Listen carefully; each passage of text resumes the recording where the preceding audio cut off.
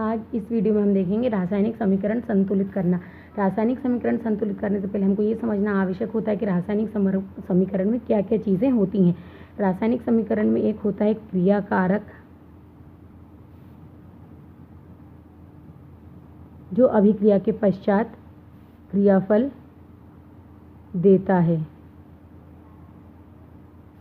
या क्रियाकारक को हम एक और वर्ड से जानते हैं जिसको हम बोलते हैं अभिकारक, जो कि अभिक्रिया के दौरान उत्पाद देता है। ये वाला portion LHS left hand side कहलाता है, ये वाला portion RHS right hand side कहलाता है। तो किसी भी अभिक्रिया के दो भाग होते हैं, LHS और RHS। LHS में क्रियाकारक या अभिकारक उपस्थित होते हैं और RHS में क्रियाफल या उत्पाद उपस्थित होते हैं। अभिकारक या क्रियाकारक को इंग्लिश में रिएक्टेंट्स बोलते हैं और क्रियाफल या उत्पाद को प्रोडक्ट बोलते हैं।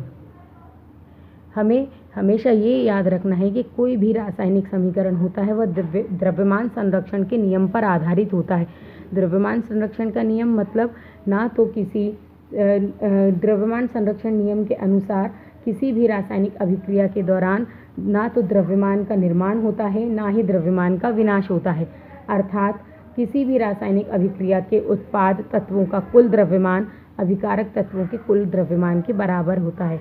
मतलब अभिक्रिया के दौरान बने क्रियाफल का द्रव्यमान और क्रियाकारक का द्रव्यमान बराबर होना चाहिए। इससे हमको ये समझ में आता है कि हमारे LHS साइड तत्वों या यौगिकों के जितने अणु होंगे उतने ही हमारे RHS साइड होना चाहिए। सबसे पहले एक हम सिंपल सा उदाहरण देख लेते हैं। H2 + O2 एरो H2O, ये वाला पोर्शन हमारा LHS है, जहाँ H2 + O2 लिया है ये LHS पोर्शन है और ये वाला पोर्शन हमारा RHS पोर्शन है। यहाँ हम देखेंगे H कितने हैं, 2, ऑक्सीजन की संख्या है 2। अब ये एक स्वतंत्र है तत्व, ये एक स्वतंत्र तत्व है, तो इस प्रकार से हम इनको एक अलग अलग समूह में रख सकते हैं। RHS साइड यदि हम देखें तो हमारे पास H2O है, तो H कितने हो गए, 2, ऑक्सीजन 1। अब ये दोनों हमारे यौगिक हैं, अर्थात इनको हमको दोनों को मिलाकर एक समूह में रखना रहेगा। अब हम बैलेंस करते टाइम ये देखेंगे कि हमारे दोनों तरफ तत्वों की संख्या कितनी है। यहाँ पर हाइड्रोजन 2 है, यहाँ पर भी हाइड्रोजन 2 है, यहाँ ऑक्सीजन 2 है, यहाँ ऑक्सीजन 1 है। अब हमें यहाँ पर ऑक्सीजन की संख्या बैलेंस करनी है इसके बराबर। तो हम क्या करेंगे, 2 करने के लिए यहाँ पर आगे 2 लिखकर हम 2 का मल्टीप्लाई कर देंगे। अब यहाँ पर हमारे ऑक्सीजन की संख्या कितनी हो गई, 2, लेकिन यहाँ पर हमारे हाइड्रोजन की संख्या भी बढ़ गई। अब हाइड्रोजन की संख्या कितनी हो गई, 4। तो अब इस कंडीशन में यहाँ पर हाइड्रोजन 2 हैं, यहाँ पर हाइड्रोजन 4 हो गए, ऑक्सीजन 2 हैं, ऑक्सीजन 2, माने हमारी ऑक्सीजन बैलेंस हो गई पर हाइड्रोजन की संख्या हमारी बढ़ गई। अब इस बढ़े हुए हाइड्रोजन की संख्या को हम इस हाइड्रोजन के आगे 2 लगाकर बैलेंस कर सकते हैं। अब यहाँ पर भी हमारे पास हाइड्रोजन भी कितने हो गए, 4 हो गए, ऑक्सीजन कितने हो गए, 2 हो गए। तो इस हिसाब से दोनों तरफ हमारी अभिक्रिया बैलेंस हो गई। लेकिन हमें ये अच्छे से ध्यान रखना है कि जिस तत्व में हमने किसी नंबर का मल्टीप्लाई किया है उस नंबर को उस तत्व के आगे लिख देना है, उसके पीछे नहीं लिखना है। ये पीछे वाली स्थिति है, ये आगे वाली स्थिति। आगे यदि कोई नंबर लिखा जाता है तो उस तत्व के पीछे वाले नंबर से उसका मल्टीप्लाई हो जाता है। अब हमारे हाइड्रोजन कितने हो गए, यहाँ पर 2 दूनी 4, ऑक्सीजन कितने हैं, 2, क्योंकि यहाँ पर हमने आगे कोई भी चेंजेस नहीं किए हैं और यहाँ पर हमको 2 लगाना है, जिससे हमारे ऑक्सीजन 2 हो गए, लेकिन हाइड्रोजन कितने हो गए, 4। पीछे वाला जो नंबर है वो आगे वाले नंबर से मल्टीप्लाई होकर टोटल अणु बनाता है। अब हमारी दोनों तरफ हाइड्रोजन की संख्या 4 है और ऑक्सीजन की संख्या 2 है। इस प्रकार से हम अभिक्रिया को बैलेंस करते हैं। स्टूडेंट्स, आई होप आप लोगों को समझ में आ रहा होगा। हम एक दूसरा और सरल सा उदाहरण ले लेते हैं। Mg + O2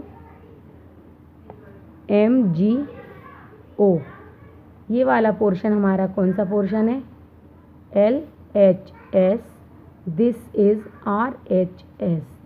यहाँ पर मैग्नीशियम कितना है 1, ऑक्सीजन कितना है 2। ये अलग अलग तत्व हैं इसलिए हम उनको अलग अलग रखेंगे, लेकिन यहाँ पर Mg कितना है 1, ऑक्सीजन कितना है 1।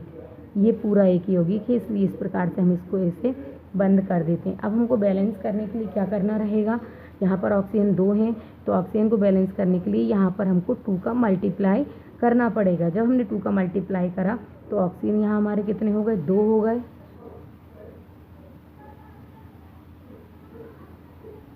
2 का मल्टीप्लाई करा तो ऑक्सीजन हमारे यहाँ कितने हो गए 2 हो गए, और मैग्नीशियम भी यहाँ पर कितने हो गए 2 हो गए। अब इस कंडीशन में अब हमको यहाँ पर मैग्नीशियम को बैलेंस करना पड़ेगा क्योंकि हमारे ऑक्सीजन दोनों तरफ बैलेंस है। अब हमको मैग्नीशियम को बैलेंस करना पड़ेगा तो हम यहाँ पर 2 का मल्टीप्लाई कर देते हैं। तो अब हमारे मैग्नीशियम भी कितने हो गए 2 हो गए और ऑक्सीजन भी 2 हो गए। अब हमने यहाँ पर मैग्नीशियम के आगे 2 लगाया इसीलिए इस मैग्नीशियम के आगे हम 2 लगा देंगे। यहाँ पर इस पूरे यौगिक के आगे हमने 2 लगाया इसलिए हम यहाँ 2 लगा देंगे। इस प्रकार से हम देखते हैं कि ये समीकरण संतुलित हो गया। उपरोक्त दोनों उदाहरणों से आपने समझा होगा कि जो रासायनिक समीकरण है वो द्रव्यमान संरक्षण के नियम पर आधारित होता है। यह नियम आपने कक्षा 9 में पढ़ा होगा। इस नियम के अनुसार किसी भी रासायनिक अभिक्रिया के दौरान द्रव्यमान को ना तो नष्ट किया जा सकता है ना ही द्रव्यमान को बनाया जा सकता है। आई होप आप लोगों को रासायनिक समीकरण संतुलित करना आ गया होगा। नेक्स्ट वीडियो में मैं आपको प्रैक्टिस के लिए और भी अधिक रिएक्शंस बैलेंस करना बताऊंगी। स्टूडेंट्स अभी तक हमने जो भी पढ़ा उससे रिलेटेड यहाँ पर कुछ मैं आपको समीकरण बैलेंस करने के लिए यहाँ होमवर्क में दे रही हूँ। आप मुझे कमेंट कर इनको बैलेंस कर बता सकते हैं। आप प्रैक्टिस करेंगे, जितनी आप प्रैक्टिस करेंगे बैलेंसिंग की उतना ही अधिक आप परफेक्ट होंगे। आप जल्द से जल्द ये जो 2 होमवर्क मैंने दिए हुए हैं इन्हें आप बैलेंस करके मुझे कमेंट करके बताएं कि आपको कितना समझ में आया।